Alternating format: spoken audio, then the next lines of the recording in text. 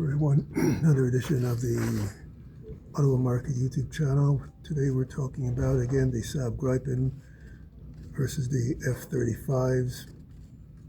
We're talking about some important things we need to start considering with respect to the F-35 versus the Saab-Gripen purchase.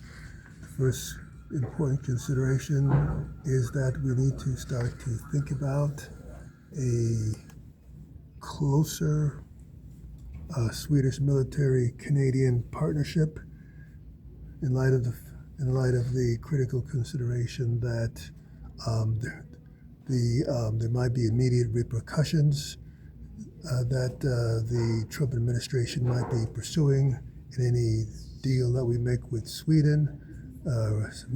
Increasing retaliations against the Canadian aerospace industry specifically, and the Canadian economy in general. So we need to focus on and make sure that when we pursue the Saab-Gripen deal, if we go that way, that we need to make sure that we have a very sound plan worked out with the Swedish government that's based upon their expressed commitments about jobs, 10,000 jobs. We need that.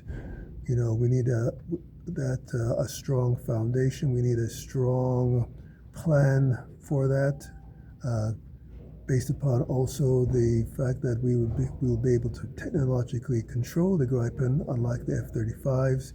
It will give us an opportunity of a technological transfer that will enable us to, in fact, build a potentially better aircraft than either the F-35s or the Saab-Gripen based upon Canadian know-how. We cannot underestimate our abilities to do that based upon the fact that Canada developed the fastest supersonic jet through the Avro era. We can repeat that performance and develop a superior military aircraft based upon Canadian know-how and ingenuity.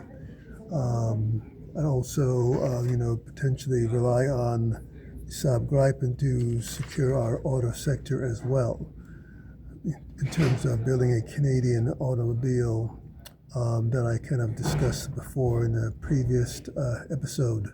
So again, the first consideration is a closer Swedish military partnership that will need to replace potentially the whole U.S. Arrangements that Trump will seek to retaliate against. We need to focus on number two. We cannot rely on CUSMA anymore. There's some people might think, that, we have to take the F-35s because it's going to undermine CUSMA. And then, CUSMA is practically dead, undermined anyway, because, Trump 1 wanted CUSMA. Trump 1 was reasonable. He wanted fair trade between Canada and the United States. Trump 2 wants annexation and economic control, and CUSMA is not going to facilitate that. So CUSMA, Canadian government should assume, and Canadians in general, that CUSMA is going to be not going to exist the way it is in 2026, that we therefore cannot rely on doing, whether we take the F-35s or not. It's Trump's agenda is annexation, economic control, and CUSMA is not going to exist in its current form, whether we take the F-35s or the Saab-Gripen. So we might as well take a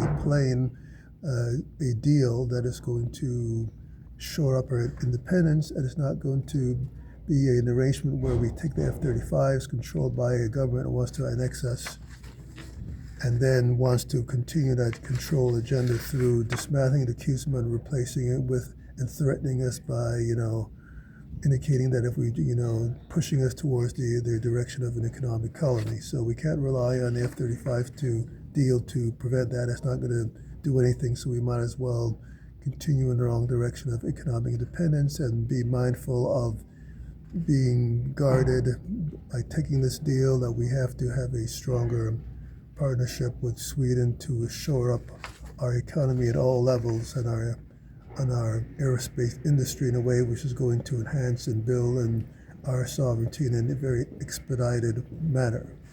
Number three is we need to Now that, appreciating the fact that CUSMA is not going to work out, we need to start thinking about post-CUSMA, continuing to develop bilateral ties as the current government has sought to pursue bilateral ties with various countries.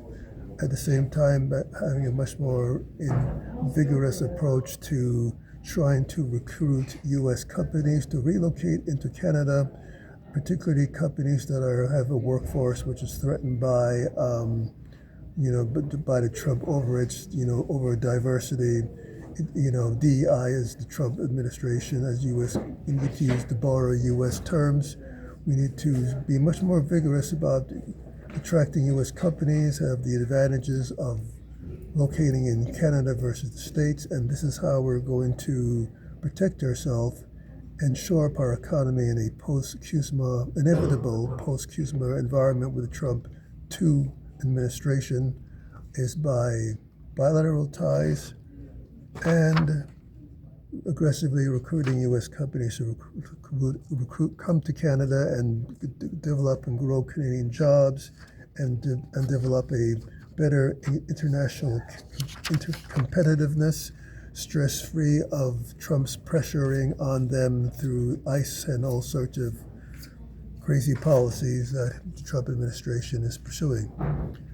Trump number 4 consideration is stronger territorial defense. In my view, we cannot rely on this sort of NORAD arrangement as it exists. And in fact, NORAD, in my view, threatens our sovereignty through its unified command structure. We cannot, we have to think about revising NORAD so that we maintain our independence, that we have a independent military command structure from the American one. We cannot have a fused military command structure as we have now if we are to protect our sovereignty. So we need to have a territorial defense which focuses on building our sense of being an independent nation from the United States through an independent military command structure where NORAD can exist, but two nations independent cooperating with one another as the best it can with respect to the Trump administration, and not a fused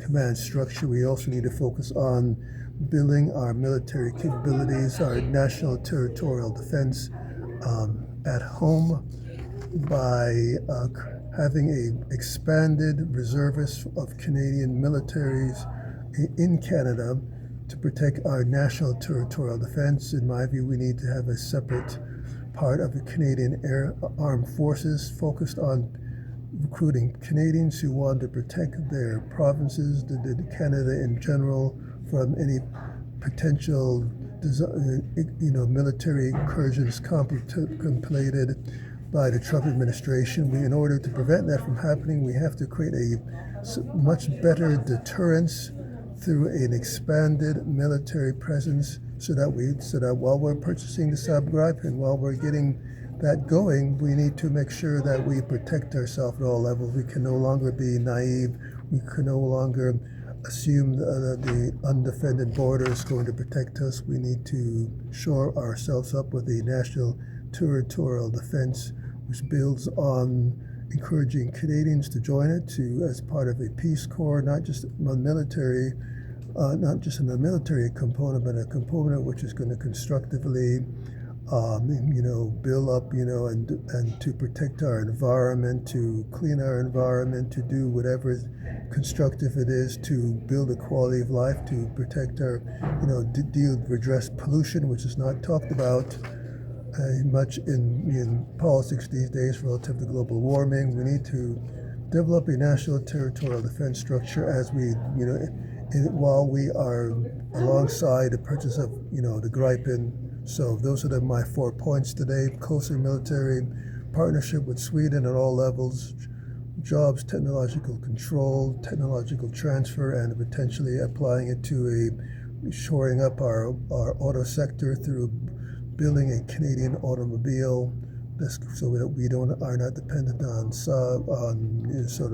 GMs and all sorts of other, Trump trying to destroy our so-called North American industry. We need to focus on a post-CUSMA environment where we focus on aggressively recruiting U.S. companies to locate in Canada and to continue bilateral relationships with as many countries that want to have fair trade with Canada, and for a national territorial defense context that is going to build Canada as an independent sovereign nation, sovereign at all levels, including our military capabilities of being able to defend ourselves.